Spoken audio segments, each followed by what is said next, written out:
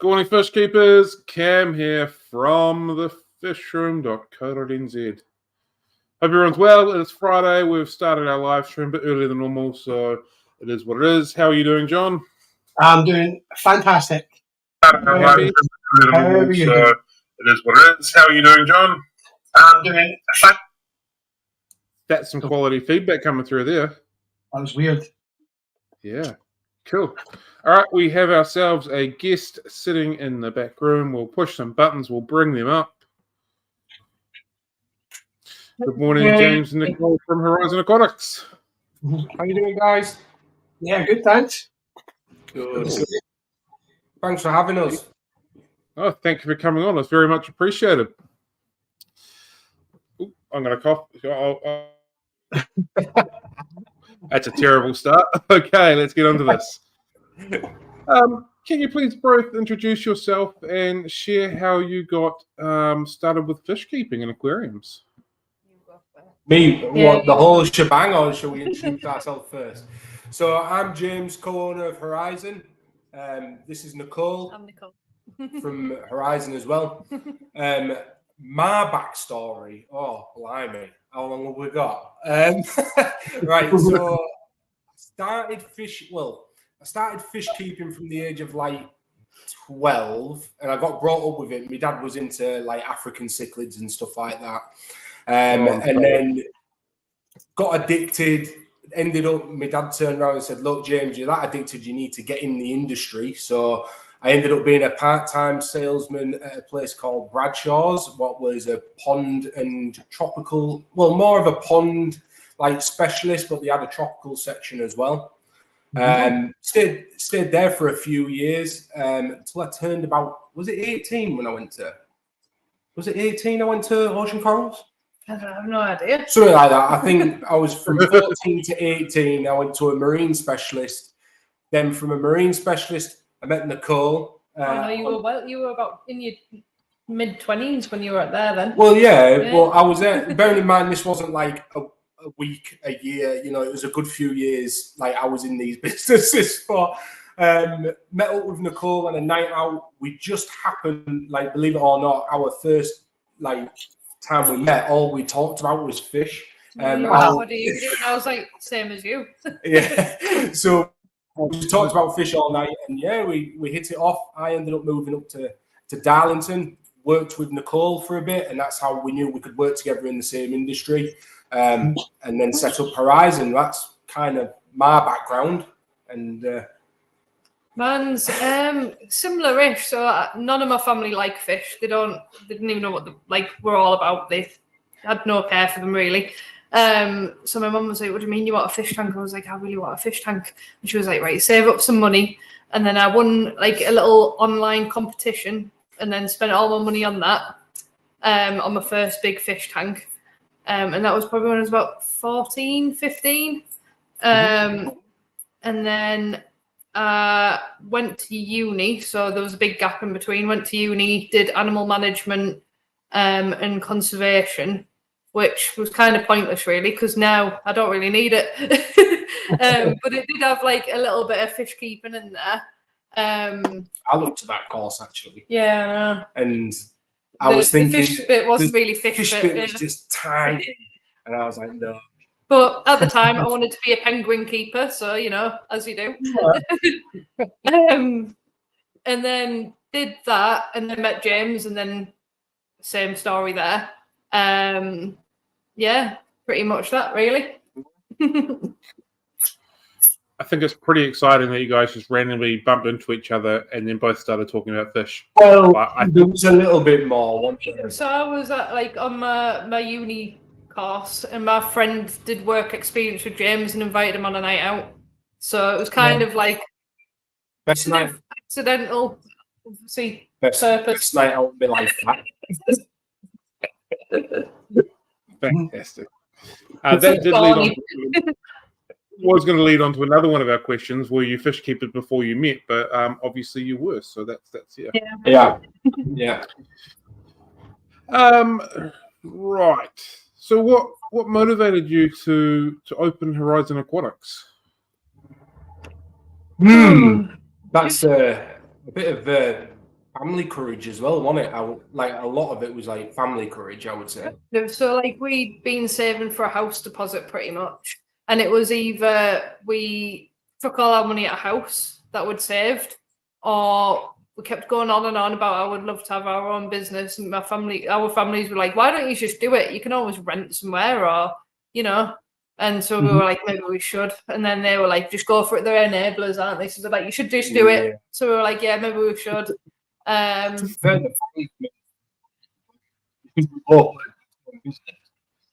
anything was to go wrong, then we're better off splitting. And we work so well as a team. We thought, you know, why not open our own? And then we've got full control then, haven't we? Yeah. Business. No, definitely. Yeah. You just broke up a smidgen during that, so I missed a little bit of that. I'm sorry. Which part did you miss? After your family or enablers. Just before you said you would probably break up if it didn't work out. Oh, right, yeah. So Nicole's family and my family are very like go doers, aren't they? Like they were just like, what have you got to lose? You know, you've got your money, just go for it, you know. So yeah, we ended up biting the bullet and doing it, and yeah, we loved every second of it. Don't get me wrong, it's had its highs and lows like any business, as you probably know, Cam. But yeah, it's been brilliant. Cool. Can you sort of walk us through the process of starting your aquarium store? Obviously, you've gone, cool, we're going to do this. What was your next steps for you to get where you are now? That, because we didn't know how to start up a business when we first got going. It seemed like you had to jump a million hoops, wasn't it? I suppose company's house and then search for it. The hardest thing I think we found finding the name. Thinking of a name, and finding the right like property, I suppose. Because when you're a new business, as you'll know, Cam, is like, how big do you go? Like, do you start really, really small, or do you go a big size and then open up as you're going along? That was the hardest thing, I would say. Yeah. But yeah, I think obviously we didn't know Brexit was going to happen. That shook us up. We'd only been open 3 months, and then the pandemic hit, so then we were closed again, and then we opened again, and then Brexit, and then everything really. Yeah. So how did you lockdown then? Because a lot of the shops in the UK thrived during that time. Were you able to stay open as well, like a lot of them, or were you forced into closing? We closed down for a bit, kind of, because we weren't sure if we were allowed to stay open or not, because it was a little bit vague. And then obviously just kind of like the more people saying, oh yeah, you can stay open, we were doing like drop-offs to customers as well. So we kind of like lived that way for a bit. But then when we realised we could actually be open, then we did have like a good sort of boost from that, yeah. So yeah. So there was only one customer in the shop at any one point. Yeah, that was a tricky thing to navigate, I think, for everybody. But very uncertain times, that was for sure. Yeah. To be fair, though, it did help with our online side of the business, though. Yeah, definitely push people to find us online quicker, I'd say. Yeah. What was it? How did you come about with the name then? Like, you mentioned that was one of the hardest parts of setting up the business. Kind of, yeah. So originally we planned to be plant and coral specialist. So we wanted something that wasn't too much to do with plants or too much to do with marines. We wanted it to be quite sort of whatever it wanted to be. So, but then when we started, it went so good with the aquascaping. We thought, why would we add marines now when this is doing really well? So that was, like Nicole's just covered, because of my background was marine before getting into aquascaping, I suppose. We were intending to do both corals and plants. But yeah, we just let customers decide what they wanted, and aquascaping was the thing. Yeah, we decided the blue flashy lights would probably kind of take it away from the Yeah, green, I suppose. yeah. You know what we did? We've done a marine tank at home because you didn't fully experience marines properly, No. and we did it last year, wasn't it? Yeah. And honestly, the blue lights, you can't relax. It's like too poppy. I really like it. I do. It's just this is for me. I think not so much. Oh, for sure. The corals, yeah. For sure, yeah. Different experience altogether, isn't it? Yeah, totally different. So, prior to starting, you had aquascaping experience. It wasn't a thing that's just evolved with you over the last few years. That was always something that's been there with you. We did aquascaping before we set up the store. So we carried that skills into setting up our own store. But yeah, it's definitely grown more and more as a passion as we've grown as well. Mm-hmm. Cool. We've definitely got better over the years as well. Our first few were a bit ropey. Yeah, I think having once you're working in the trade and you've got access to all those materials that maybe you wouldn't have had if you were just a hobbyist, it changes how you approach aquascapes altogether, doesn't it? When you Well, I don't know what it's like where you are, Cam, but John will know. In the UK, like its own, like hardscape materials are really just coming into their own in the UK. There's more and more available. Like I remember even 5 years ago, you'd go into a shop and it would be just bogwood, and that is it. And it would be rather super huge pieces or small little tiny bits. So there wasn't a crazy amount available, but now it's becoming obviously more and more popular. Yeah, I believe that's pretty much happening here. We're behind most parts of the world, and I think that's purely due to our scale of economy of what we've got here and how many people are here. But we are beginning to follow suit on most places. Like we've recently got tissue cultures, and there's more rock coming in, and there's more wood coming in. So we still don't have the same sort of range of variety, but it is definitely increasing, and it has increased significantly over the last 18 months or 2 years or so, I'd suggest. That's good. That's really good. Yeah. It's nice to see the industry moving forward and you know, like opening the doors open to other things. Yeah, it's just taken a couple of small independent importers to go, well, there's a market here. This is what people want, do it. And the big boys have just decided afterwards that they'll catch on after them, as opposed to taking the steps to start with, unfortunately. But yeah, it is what it is. Don't get me wrong, aquascaping in the UK, there was a few brands. I don't know. Oh yeah, you do know actually. TMC, Tropical Marine Centre, massive company, but they did aquascaping before the boom. And the problem is with that is that obviously they did it didn't take off for them, and now they're slowly getting back into it. But honestly, it just needs to boom again for them. 10 years ago, wasn't it, that they tried it and it just wasn't. Like they had the glass pipes, you had low iron, opti, rimless, braceless tanks and stuff. But everyone was so still on lidded tanks with T8 tubes and stuff. And now it's obviously completely changed now. So I hope a lot of these brands who did it previously, I do hope they bring it back. Yeah.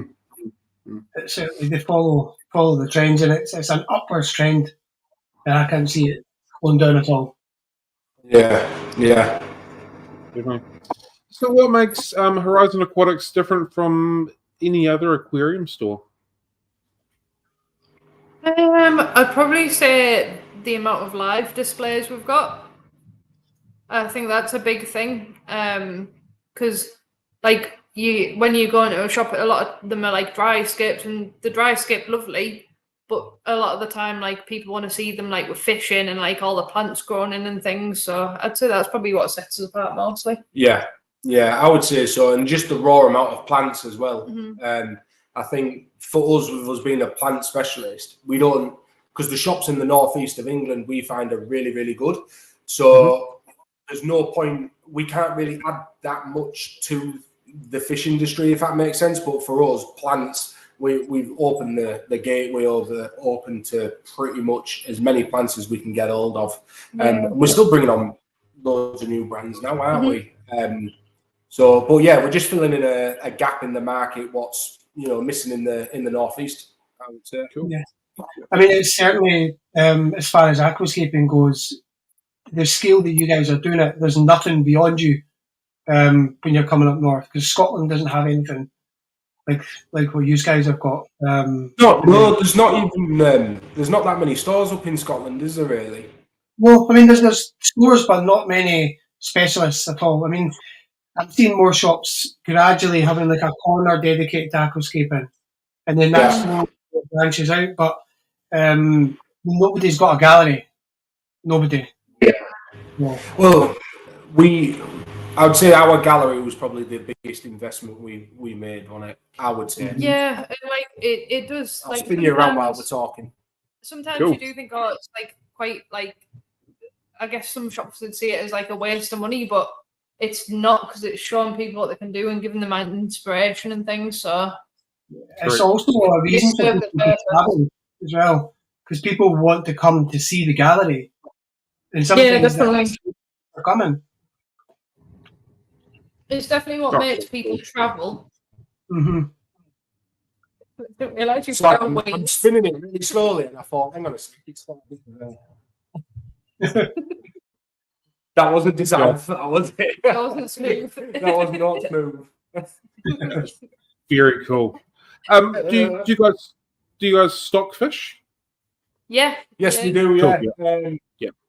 It's a bit crazy at the moment because we've got one of our good friends scaping at the moment, but so we've got that's our main back wall. So we've got 4 banks of tanks. So that's like kind of your normal community fish. Don't get me wrong, we do specialise in like rare tetras and stuff like that.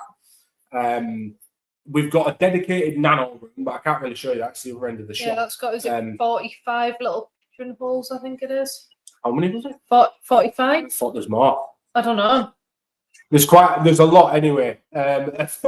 Pigeonhole tanks.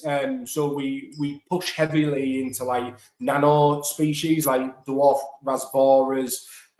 We've got a lot of shrimp, ottos, all that crazy stuff. Really. Oh yeah, there's the betters, yeah. Cool. Yeah, when you said you were pushing heavily into plants, does that mean not doing fish whatsoever? Then I kind of forgot that. No. Your stream, you showed me your fish rack the other day as well at the same time. So, yeah. Don't get me wrong, we do have fish, but we tend to go. So there's quite a bit of where we are anyway. There's a African cichlid, like quite a big African cichlid market, and an oddball market, we would say. So we found that getting smaller fish, like the little, like we're talking like for like nano tank sizes, mosquito rasboras. I can't think off the top of my head, but yeah, we got like galaxies, all sorts of stuff. But yeah, we push into that because the other stores are kind of moving into like African cichlids, hitting the niches that their shop like is known for, I suppose. Yeah. And that makes sense for what you're doing to have those smaller species of fish they tend to work better with aquascaping. Yeah. So makes total sense. Yeah, cool. Mm-hmm. Oh yeah. We've had a question from one of the viewers. Aquarium Adventures. Graham would like to know, do you find people come just to look more like an art gallery than a fish shop customer? A lot of the time, but then they generally do end up turning into a customer, I would say. Cool. Yeah, we find with our shop, it's a bit, because we've worked in other shops before, we've seen this quite a bit in Horizon, is that, like Nicole says, people will come in, and even if they are, even if they do keep fish, we find a lot of people like go away and then come back and they've got a game plan in mind what they want to do. I think with a gallery with this many tanks, this many different styles, it's hard to kind of, when you're new, is to know what you want to do. That's the hardest thing for a newbie, but the soon get an idea in the head, and then we'll see them again down the line. And I think because we're on an industrial estate as well, we're not on like like a town centre or anything, people have to go out of the way to come see us. They're not just like, oh, there's a fish shop, we'll pop in there. They have to purposely find us and then come in. That's true, yeah. Just onto your gallery and with the aquascaping, are you kind of touching every sort of aquascaping style in there, or are you hitting your own themes that you guys prefer to work with? Because I know you get a lot of guest scapers come and do some things as well, but for the stuff that you do, is it your own kind of theme, or do you branch out with everyone? We just let anyone, like, people do whatever they want to do, really. So we just say, as long as it's different to what's there, just go for it, do whatever you fancy. Like Adi, God knows what he's doing at the minute. He's making like a tree from something. Excuse the mess, but look, there's a lad in there at the moment. I don't know if you've seen him. Adi, give us a wave. Cool. He's doing something crazy in there in the corridor at the moment. But yeah, our pretty much when we get any guest in, we kind of, like Nicole says, just leave them to do what they like. Yeah, just whatever you prefer, just try and make it different to what's already here. We definitely don't have all styles yet either. Like we've never had a Brazilian style yet, and we've never had like a full-on competition tank yet either. And maybe like a basic irigumi. Like we've got an irigumi, but it's not like a diorama. Yeah, it's not like a traditional sort of 3-stone irigumi. So. Cool. Can you tell us a little bit more about your gallery? Because I know that's a massive feature of your shop. Like how many aquariums are in there? How much real estate, for lack of a better term, is it taking up? And from the videos that I've watched, it looks like a very peaceful, lovely environment to sort of sit there and just look at fish tanks, basically. Yeah, so there's the 12 tanks in here, the biggest being 2 4-foots, the smallest being 145 centimetre, and then everything's sort of 3 and 60, 3 foot and 2 foot. Yeah, so they do take up quite a lot of room. 12 in here, but we've got them dotted around the shop as well. So we're going to make it, obviously on social media, there's only so much we can post. Same on YouTube as well, but we have got more aquariums dotted around the shop as well. So we are going to start making a point of filming them and taking more photos of them. You can't just come in here and you're like, oh, film that one, and then you forget about everything else. Like he's doing one in the corridor at the moment. There's one in the reception. In fact, no, there's 2 in the reception/till area. Yeah, we've got a few. I think there's 18 live. I would say 18 live things up and running at the moment. Cool. To take people's interest. Fantastic. So are they all like high energy scapes or? No, we've got low energy as well. So most of them are high energy. I'm going to spin you again. That big one there. I don't know if you see it. That one in the middle, that's a low energy scape. So that's got no CO2, no soil. It's all epiphytes. So it's all pretty much mosses, anubias, ferns. And that's one of our biggest as well. So yeah, where that's kind of our, I would say, crown jewel for getting people into the hobby. Because anyone can do that, even if you're a closed lidded tank or open top. So that's kind of, we have to, obviously the whole point in this gallery is for educational purposes more than like just to kind of just show what we can do. It's more for educational. So every single tank's got a different light on it. Every single tank's got different types of CO2 setups. Some of them with, some of them without, and it's to give people a bit of inspiration, give them a bit of confidence as well. Especially when this hobby is not cheap. So like this, I don't know, it's quite high end in it for like the light inside of it. Like you can pick up an aquarium light, let's say a 3-foot tube for £20-30. But when you're looking at a 3-foot aquascape light, you're probably talking £300+ So it's a lot more money. So if we can gain confidence in like showing, look, this is how it works, it's app control, we can show everything real time instead of just you're looking at a box and just believing what the box says. Mm-hmm. Are any of the tanks in your gallery running on tubes, or is it all LED? All LED. Yeah. Cool. Seems to be just the way that everything's going these days. Yeah, I think tubes, especially over here, I think like buying tubes now, like from manufacturers, is pretty much non-existent now. Everyone is moving over to even like the you can get like LED tubes now that some aquariums are coming with now. So I think it's definitely the future. Oh, 100%, without doubt.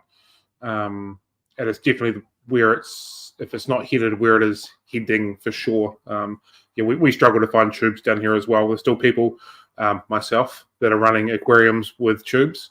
You know what? They've worked for years upon years. You know. Yeah, so, that's what I keep saying. I understand. Yeah.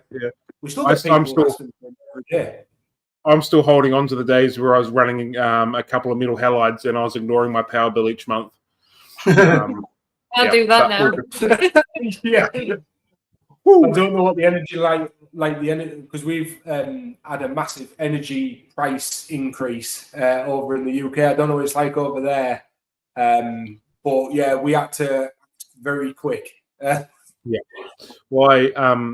This month I broke my own personal record for my power bill, and I finally cracked 4 figures. So, it's a good month. Wow. Yeah. How many tanks are you running, Cam?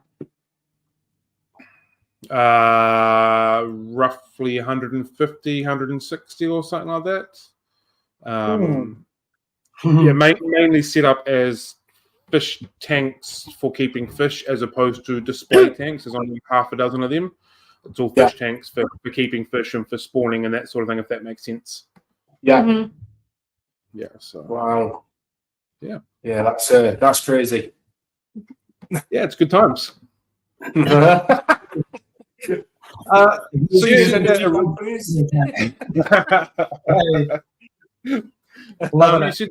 you kind of made a conscious decision to go from like the coral and plant towards the plant type thing. At the same time, was there a conscious decision to work a gallery as well, or how did that sort of happen with your thinking? Yeah, it was kind of like the gallery area, how it is now, would have been like marine fish system. So it would have been like mirror image, so it would have had marine fish and then coral tables in the middle, because we used to have plant tables. So there would have been no gallery really, or there would have been a tiny one, which is now a packing room. But yeah. When we got the building, it was very simple what we needed. Yeah. So what we did is we put a partition wall in and kind of used it for like storage, I suppose, for like poly boxes and all that sort of thing. Yeah. Every time we grew, we just knocked the wall back down, didn't we? Yeah. So we found that lockdown was a brilliant time to kind of do something with this space. So your dad, like, we just locked him in there. Yeah. We just locked him in. He was like, "Leave me to it. I'll kit it out while you're busy." Because that's when we first started on YouTube as well. So we were like, don't get me wrong, the videos throughout lockdown were rubbish. Something, to keep our name out there. But yeah, he did all this, and it was the beginning of lockdown. I remember closing up the shop one night, and because it was me who was really quite adamant about doing marines. Quite into the idea until like I think one day we just looked and we were like, why? Yeah, because we were shifting plants like really, really well, and we were selling a lot of like CO2 systems and stuff like that. And we both said, well, why would we change Horizon when it's already starting to move stuff? So yeah, we just stuck to our guns, and yeah, it's doing well. It was definitely a last minute decision as well, because we had half the marine stuff we'd bought already. So it was kind of like, do we do it or do we just sell it while it's still kind of new? Like, yeah. Well, we were just so scared. Just on your YouTube channel, congratulations for the 10,000 subscribers that you hit the other day. Oh, thank you. We appreciate that. Well done. Very good. Thank you. Bring on the next 10,000. Yeah. It gonna takes be so much effort, doesn't it, YouTube? Yeah, people don't realise when you're watching a video how much effort and all the behind the scenes stuff that like no one sees. I used to take it for granted, I really did, until I started editing, and I was just like, oh my god. It's a whole nother skill set that you need to learn. Oh yeah. The whole social media beast in general is a whole nother skill set to just keeping fish. But, Yeah. Changes the way you keep fish completely. Changes the way you sorry. Well, he said it changes. He said it changes the way you keep fish completely. Yeah.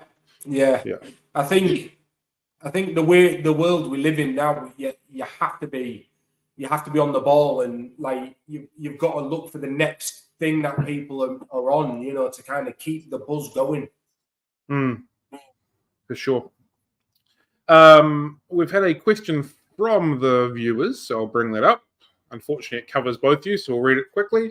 I love the plants I can keep with CO2, but do you have any suggestions for someone who may or may not be an overfeeder, but likes slower growing plants for fighting hair algae? So the way I've taken that is Zen likes to overfeed, likes slow growing plants, but is struggling with hair algae.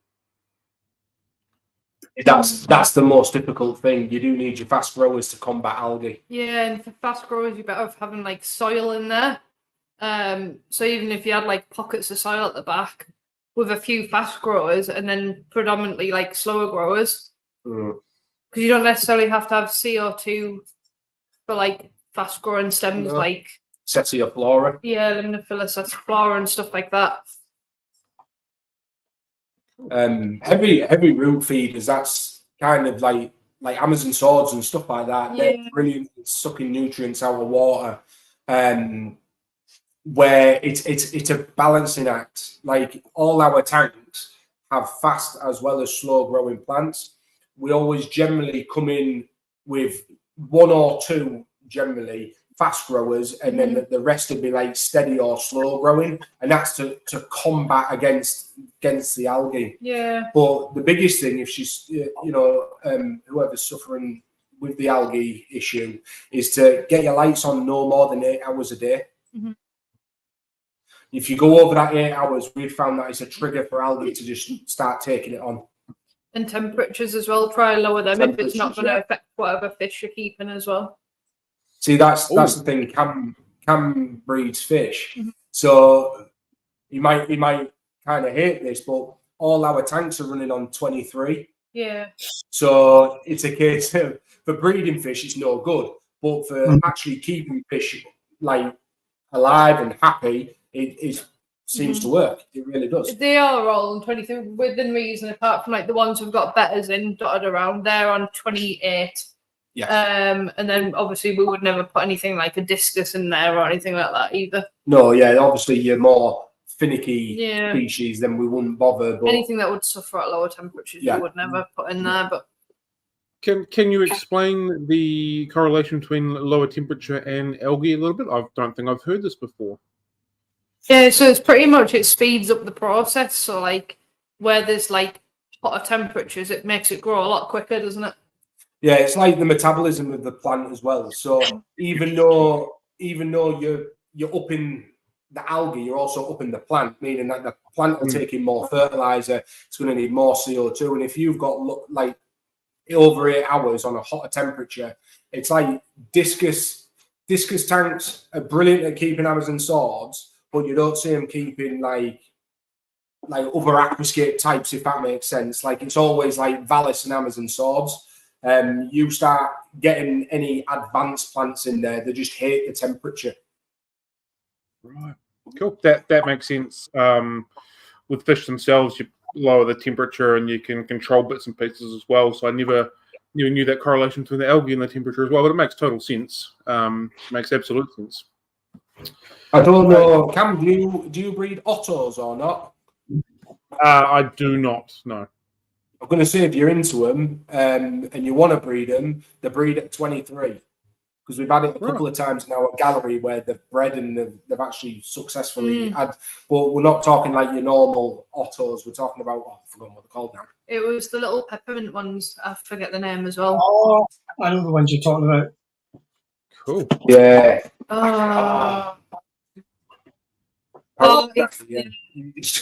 Ages just showed it, yeah.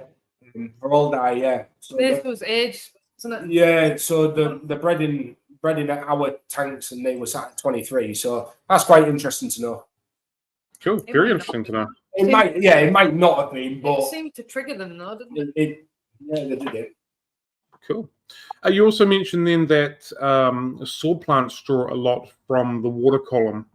My understanding, and is very limited when it comes to a lot of stuff like this, is the heavy root feeders like the swords and the cryptocorini draw more from underneath and not as much from the water column. And basically you're saying that the bigger swords draw a lot from the water column. So your soil and your base layer. So let's say soil, you can think of it as like a sponge. So once it depletes, whatever's in the water column will get sucked into that soil. So that's kind of what I meant. Sorry. Oh, right. So not physically absorbing it like the likes of stem plants that use it from the water column, so to speak. No, stems also use it from the base as well, from the soil. But more epiphytes use it from the water column, like your your Java ferns, mosses, anubias. They use it more from the actual water column itself. Cool. Look at that, learning. How good. You mentioned before you have people coming in and doing your scapes in your gallery. Yeah. How many people have come in? Who's come in? And can you show us some of the scapes that some of the people that have come in and done for you? Oh yeah. We've had quite a few people. I think the only people who have been that haven't got them running at the moment is George Farmer. He came a while back, and Pavel Kalander. His recently went, but he's coming back soon. I think. MJ's person, but he's got a new one now. But everybody else is either still here or has been back already. So cool. Swing it around. That one in the corner there, next to. Go. That one. Sorry. Yeah. Just kind of. I don't know if I can scoot you over a little bit better. I don't know if can you see it or not. Absolutely can. Yep. So this one here. This one is Tommy from Green Aqua. Is I don't know if your followers follow Green Aqua's channel, but honestly, one of the best YouTube channels I've personally seen anyway, because their videography is like out of this world. Really good. The next one I'll show you is no problem. Yeah, Nicole's just had to shoot off a second. So that one there that's Grand Champion Aquascaper Josh Sim. Yeah. I watched them do that. Yeah, it's a brilliant. It honestly one of the best workshops that we've had. Like, you got everyone involved, and absolute top bloke. Like, he was very, very like such a nice guy. Really is. So do you run them?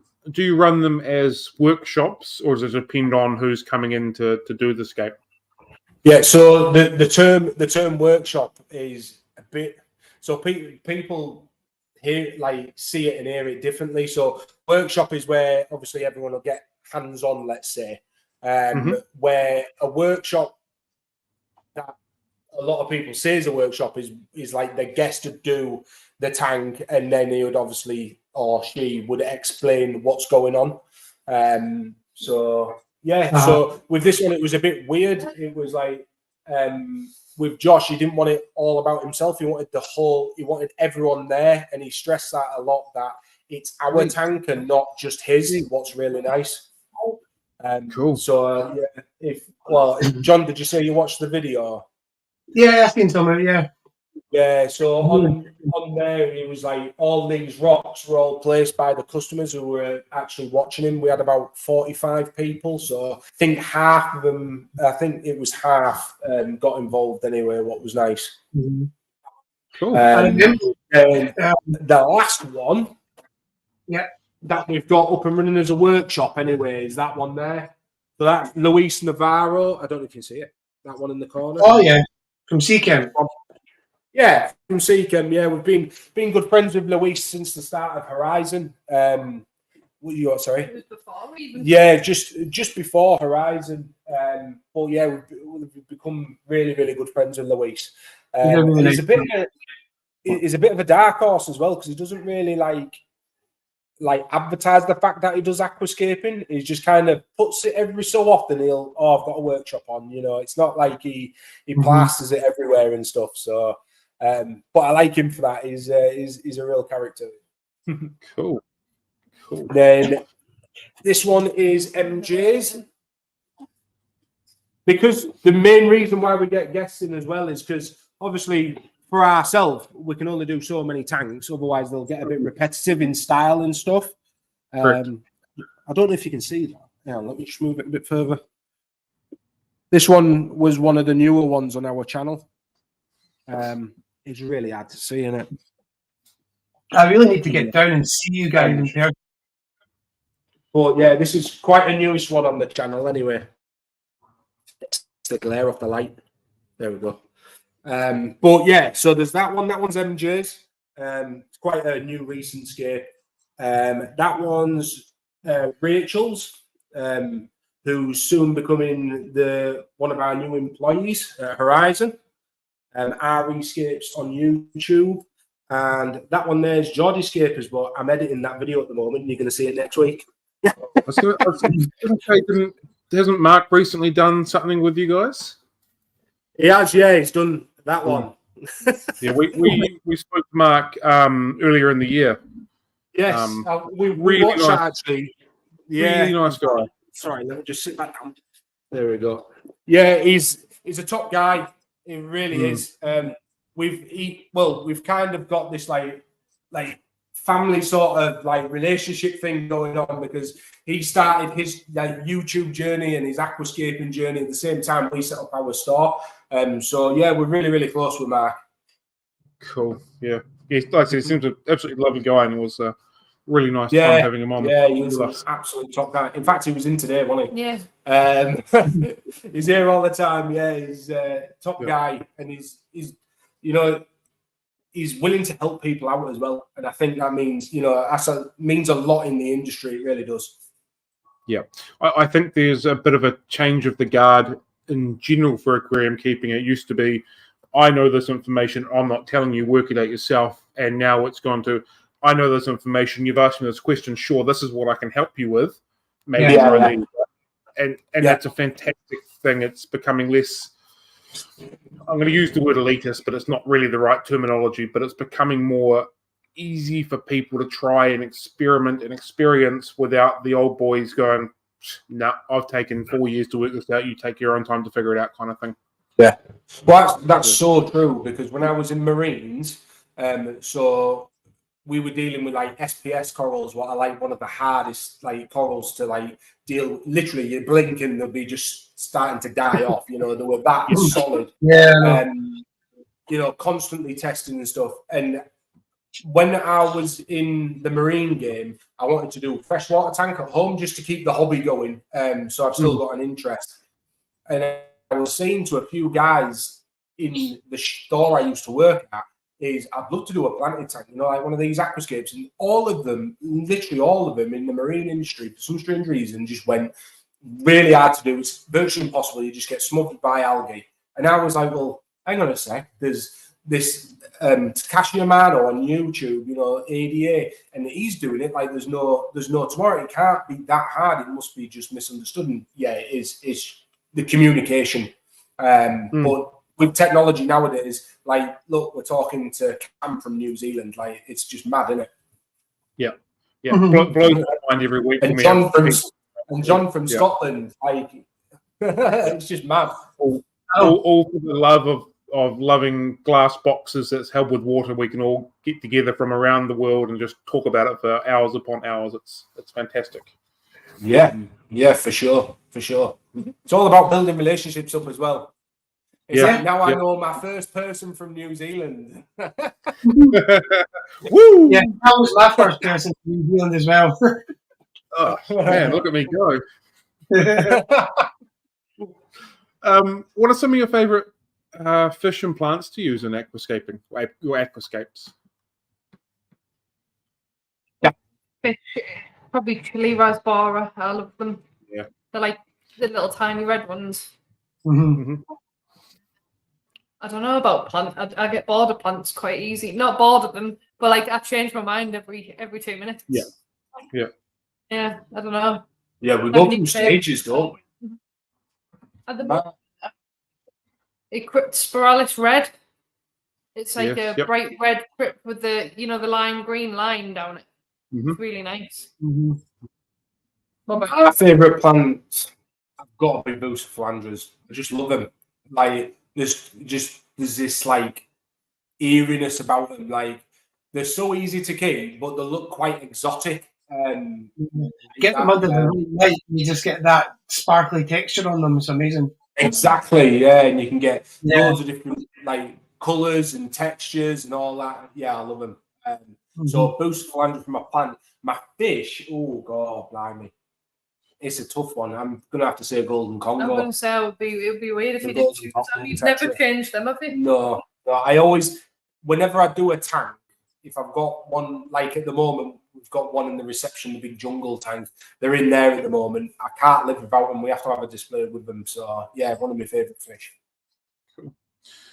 Every time anyone mentions chili raspora, it makes me happy and upset at the same time. I've got you can't see it off camera, I've got a small little desk aquarium that I set up nearly a year ago with the intention of putting chili raspora in. Every time they're on the wholesale list, I'm not doing an order or my tanks are full, and then when I'm ready, they've always disappeared. They're off it. So like, the timing has just not worked for me to get my hands on some to put into this tank. And so like, anytime anyone says it, I look at it and go, one day they'll get in there. The filter's been running, the plants are like it's a fully running ecosystem. It's just missing fish. It's like they are super popular. It's like we buy them like I'd say every other week, don't we? It's getting the right ones as well. Yeah. There's a few wholesalers who send mosquitoes instead of like actual proper chili raspberry. So that's quite hard to kind of work around. But yeah, you end up learning what the wholesalers call what. So yeah, and I'm sure your common names are different to our common names. Like I know I've had that conversation with John many times. He starts talking about a fish. I'm like, what? What are you talking about? That's not that. And then we kind of align with each other again. When we're organising the fish profiles for your website, it always pops up there. And I'm like, wait a minute, this is okay. Completely different fish. Yeah, it's same with the American market as well. They have different common names as well, don't they? Yep. Yeah, for sure. Cool. Can you share some tips for beginners looking to start their aquascaping journey? Take your time. Yeah. We all know it's not a cheap hobby. So, like Nicole says, take your time, build on it over time. It's not a race. The whole point in this hobby is to enjoy the whole journey, not just the end result. So take your time, especially with hardscape as well. Like if you just sort of do your hardscape, live with it a few days, you'll probably find there's a lot of tweaks you want to keep making. I can't think of anything else. Quality light. Yeah. Lighting is key. That's what we've found. We've, over the years at fish keeping, the amount of times I've, bought different lights under different recommendations, and, you've kind of got to, do research before you just purchase. Don't look at, try not to look at it's really hard to say, but try not to look at the price tag and look at the reviews on the product first. Because honestly, even if it's a little bit out of your budget, it's worth just saving up that little bit longer and just biting the bullet. Is there anything specifically you're looking for when it comes to the lights, spectrums, or anything along those lines? I'd say more controllability, so a good sort of like, it depends what plants you're trying to grow. So if you were doing just like a low tech, like the epiphyte one, you don't need anything super crazy powerful, but you still want like good spread on there. So you don't want like a skinny little bar. You want like a good amount of spread still. Whereas a lot of like sort of mainstream like non-aquascape brands are very slim units, and like they might have the same wattage, but they're just gonna go like you're gonna have a lot of shadowing pretty much. LED's more of a beam light instead of like tube. Yeah. So sometimes a light further away, giving you more spread, than having it straight, if that makes sense. Mm-hmm. And how about lumens also? Does that play much into it?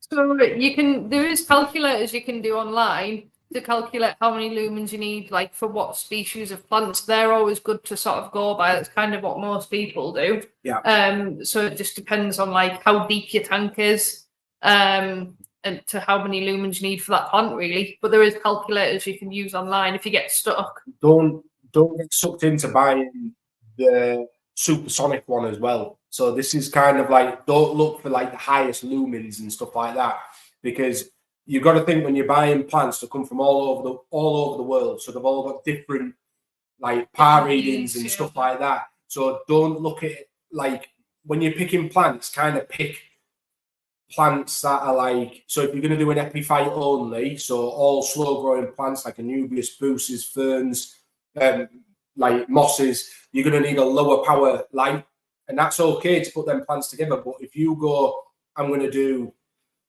all epiphytes and I'm going to put one Amazon sword in there, something's got to give, you know. Mm-hmm. So look at your plant selection to the light. That's the easiest way. Yeah, or go for a controllable light, then you've got the best of both. You can tweak it up if you need to, even pop it down when you need to. Cool. Good. How important is community involvement for you at Horizon Aquatics? Massive. Like when we first opened, we didn't want to just be right. Open the door, come in, buy your stuff, see you later. Every customer has, even from when we started, has always kept rather in touch. Even if they've left the hobby, they're still. It's like there's a guy we're off to meet up with. We're off to a show in. When is it? September. In September, down in Coventry. Mm-hmm. Down in Coventry, it's a guy we've known for a very long time, but he moved down there about 3 years ago now. Noticed that we're going down to a show, and it's typically he lives about half an hour away from the venue. So we're meeting up with him and we're going for a meal and stuff like that. So we always keep in touch if we can, you know, with all our customers, just because community is key. Like doing stuff like this, you know, with you, Cam. It's like now we've made friends with yourself. So it's all about knowledge, and knowledge is key. That, to be fair, that's one of the reasons I like doing these live streams. It's passing on different bits of information, as well as everybody learning new things and watching, and it's just it's for the love of keeping fish in glass boxes. But yeah, we'll all share that passion. Yeah, for sure. Cool. Do you guys host events at your store, and if so, what sort of events do you do? Events, so we do like the workshops. We kind of get involved, like we've done events before, like from pages we sponsor. So there's a group called Freshwater Fish Keeping. We did like a little sort of meet and greet there with them. Yeah. UK Apps Plant Forum, we did a little sort of kind of like an aquascapers meet there. We're looking at doing a lot more as well. So there's a lot more stuff in the pipeline. It's just when we're doing workshops, as far as like taking it out of us, honestly, the amount of energy it really does take, it knocks it out of you. Don't get me wrong, I'd love to put an event on every month, you know, but honestly, it's so much, like, because obviously you're serving all day, where you want to keep as high spirited as possible, and then you go through all that day, and then you're through to the night, and then so there's only so much we can do. But we aim for about 2 workshops a year. It keeps it more special as well, doesn't it? Not having too many. Yeah. We don't want to make it like, oh well, I'll just wait for them. Like we want to keep that buzz going. And going to shows, we're going to start trying to get to a few more shows. There's a few coming out of the woodwork in the UK at the moment that are trying to give this spark back to the industry. What's good, so we're all for getting involved with stuff like that. But as far as like other stuff in the pipeline, events wise, we have got a couple of things up our sleeve, but we need to kind of like talk to like other parties involved and just make sure that we can pull something together. Cool. How is the show scene going on over there? Like, I believe in America, like they've had quite a high in the shows, and it's almost there's a few people beginning to mumble about them a little bit, kind of being too similar. I know there's one coming up in New Zealand. Like Aquascape. Just the shows in general. Just sort of reading between the lines, there's a few people that are mumbling that this because there's lots of them now, but they're all very similar, or they're not quite themed in the correct way. If that makes sense. Are you guys having a research with shows, or are they not a massive thing? What in?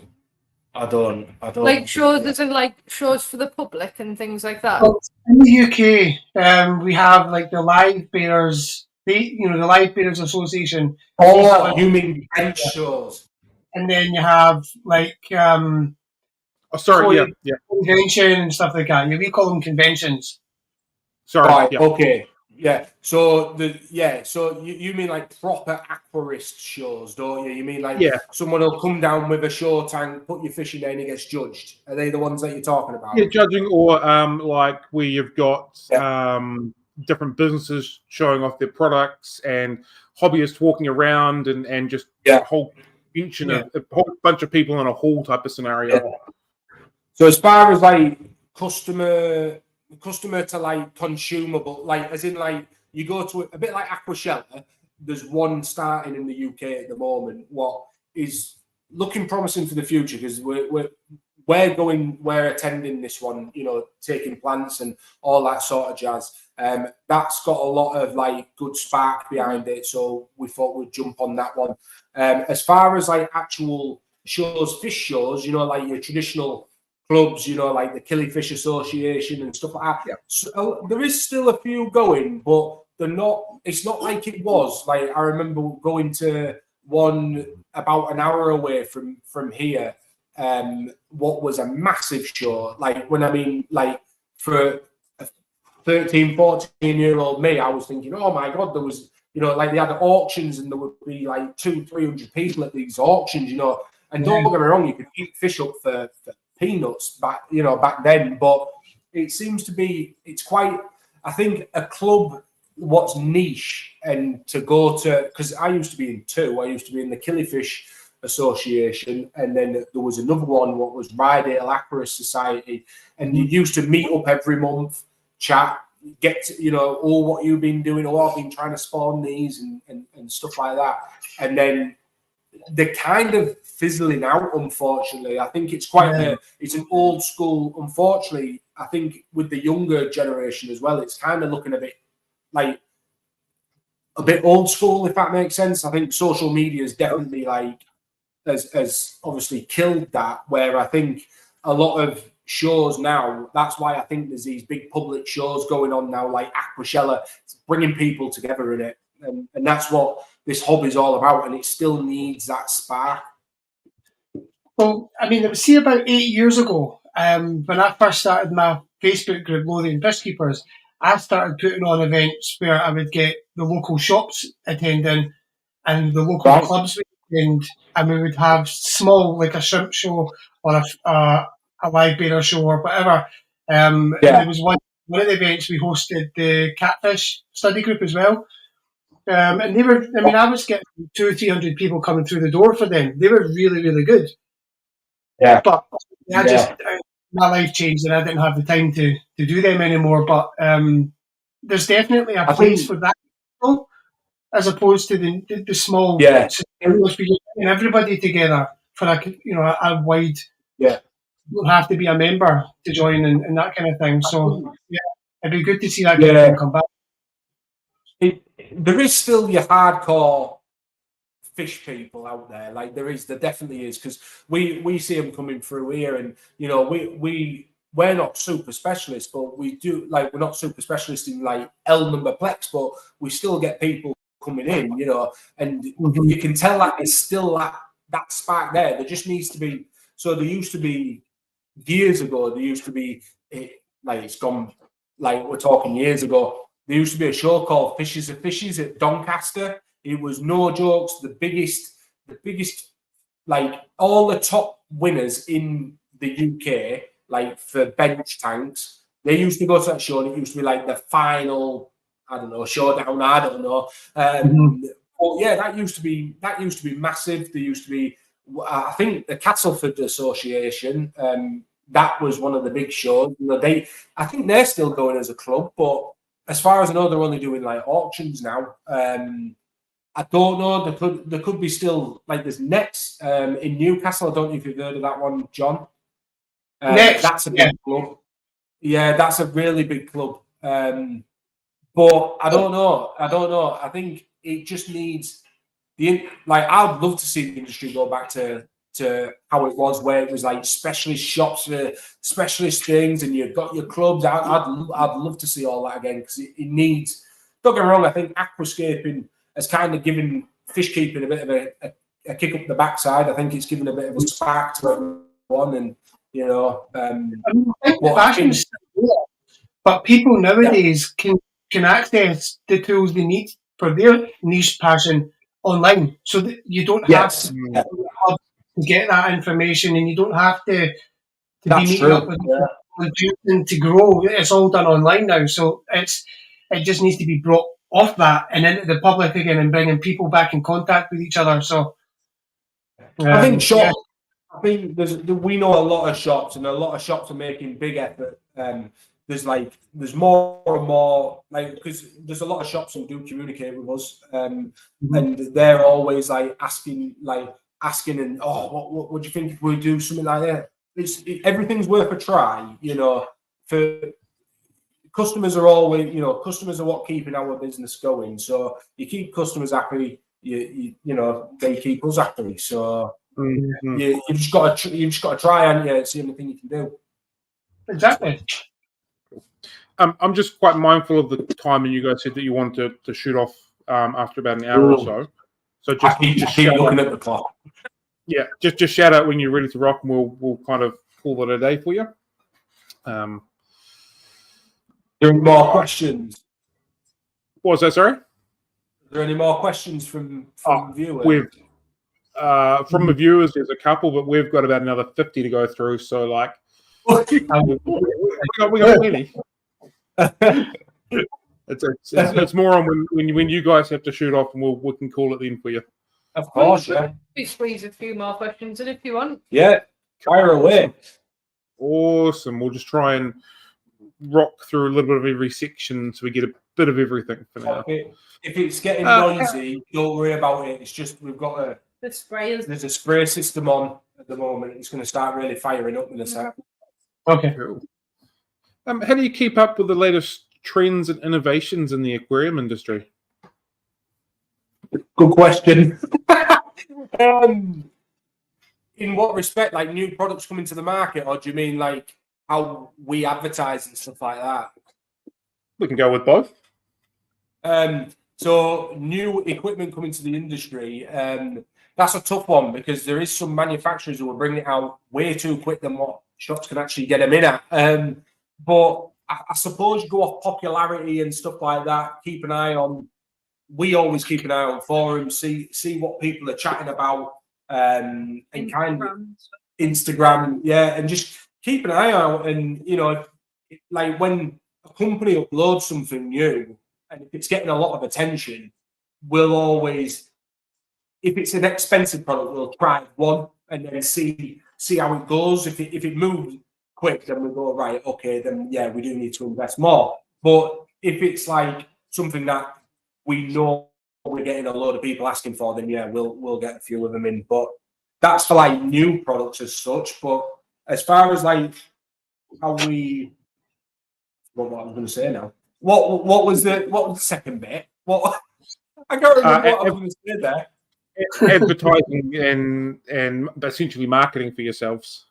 Yeah, so we kind of look at big companies. You really like that Camden watch company at the moment, don't you? Yeah. So we keep seeing their stuff, and their camera work is phenomenal. So we're trying to improve the camera work on what we're doing. But yeah, just music seems to be, you know, like a big thing as well. Selecting what music for certain reels and stuff like that. Just play around with it, you know, have fun with it. That's what we do. We try and have as much fun as possible. Cool. So I was just replying to a couple of comments. Where are we at with this? How do you manage your day-to-day operations of the store? Being a store owner myself, I know they're generally really long days. Yeah. They're not so bad now. There's a few. They used to be really long days. But now there's a few of us who've kind of got more of like a structure in place, haven't we? So so we've got maintenance that are in on a Tuesday and Wednesday when we're closed. So all of every single tank that's got water in it gets cleaned and water changed while the shop's closed. Packing hours gets done every day, apart from a weekend. It's like packing online orders, they're done on a morning first thing. And then just serving customers, and then we do boring bits in the office whenever we can, don't we? Unfortunately, the boring stuff has to get done. Yeah. I hear you. I hear you. How does social media play a part for you at Horizon Aquatics? Are you across the board on all of them, and do you use them differently, or how does that work for you guys? Do you have set roles in what you do? Yeah, so Instagram, Facebook, and YouTube we're on properly. I'm trying to get into TikTok because everyone keeps raving on about it, but I can't get away with it, but I keep trying. But it's different. It just feels different to all the others. I don't know why. Yeah. Very. Yeah. As far as importance goes, we find it very important, especially for online. So we have a routine. We always have to post at least one thing on online every day. Don't get me wrong, we forget sometimes, but if you don't post, people forget you exist. So exactly. Correct. Do you guys share that role? You know, like you said before, you do some video editing. Like, do you guys share what you do, or have defined roles, or hey, we need to do a video? We just kind of both do it. How does that sort of partnership work?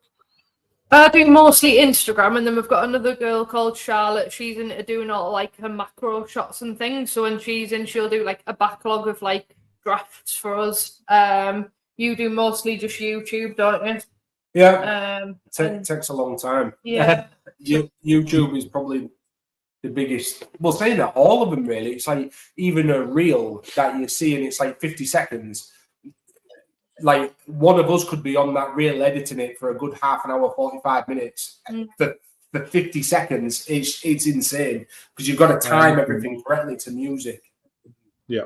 Where I stay away from that because like I'm rubbish at it. But as far as like the YouTube side of things go, I'm not bad, I suppose. I don't know. I'm not great. Like I know I'm not good, but you know I try my best.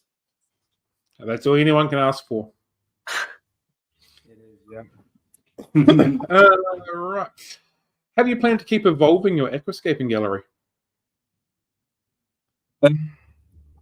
Well, we've swapped tanks many a time, and we're trying to slow down because I'm sick to death of like swapping tanks around left, right, and centre. You've had quite a few brands sort of come and then leave the UK. So we've decided to go. We've designed our own. When Nicole's looking, she's looking at this back wall. Oh yeah. So we've designed our own cabinets now. So we've got ADA tanks on Horizon cabinets. So that full back wall's ours now. And then we're kind of upgrading it so all the lights along the back wall match eventually. So that it's one like sort of impact, and then you can see like what they compare to all the other sort of lights on other sides of the room. Very cool. And then just keep up to date with escapes. Really keep stripping one down. There's an empty one over there at the minute. That's hopefully going to be a workshop in October time. Just need to get that fully finalised, don't we? And then yeah. We just had a comment from the viewers saying they look amazing, and I would have to agree. It looks absolutely spectacular. Thank you. Products and brands and stuff that you stock and carry, is that something that's evolved for the products you predominantly use, ones that your customers have requested? How does that sort of work for you? Are you quite rigid on what you stock as far as dry goods go? Yeah and no. So like, if it's something that we think actually that's everywhere in every single shop you go to, so like, I don't know, there's a shop, there's a shop down the road from us. They're a premium fluval dealer. There's another one about 20 minutes away, and then another one another 20 minutes after that. So we think, well, what's the point? What's the point? Yeah, we might as well sort of try find something a bit different, something, I don't know, that is maybe a bit different for people to use as well. And then you bring in something like a different market, really. So as far as like what we like as far as brands goes, yeah, it's correct what Nicole said. But as far as like actual products go, we'll always test products before they even come into the shop. Because we're quite working for other businesses. We bought stuff in and it's just not worked. So we're just like, right, everything that comes through the store we're using or we have used. So then we know, because you always get like, as you'll know again, Cam, is that you always get a customer who will always ask for something and it'll be right in depth and you need to know that answer. Otherwise, if you don't, you just make yourself look a bit stupid. So we always test. It's like if we're bringing in, let's say, a new light, we'll test that for a good 6 months to a year before we'll even like invest into it. Yeah. So I don't know if hobbyists have noticed, but I've definitely noticed there's been a massive push for small independent shops carrying stuff that they properly believe in and that they have used and they've seen results. And it's not just this supplier gives me this a great price and I can make the most money on it. It's this is a good product for what we want to do to help you be successful.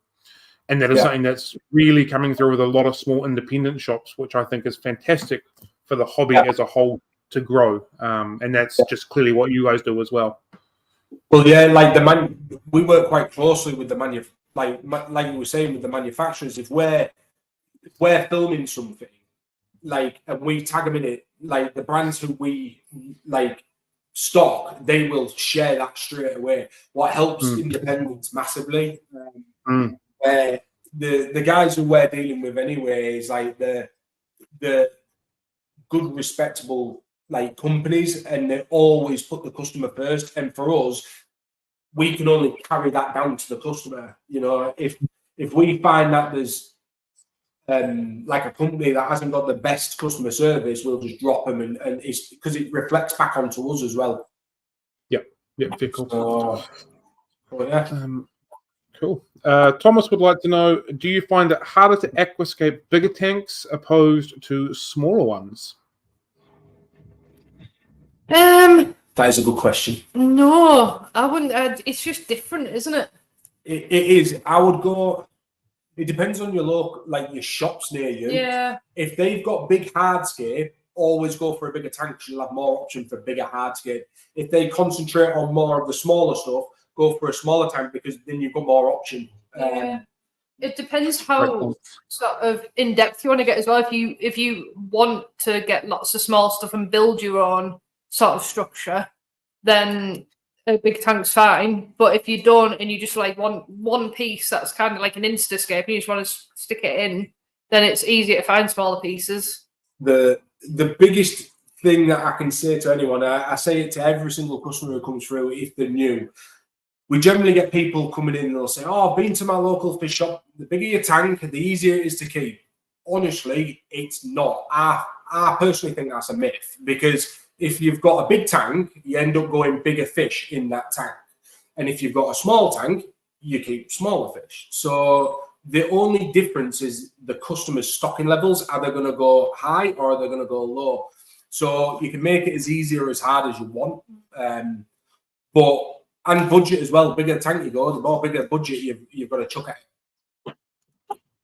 I like your term there, Instascape. A big piece of something.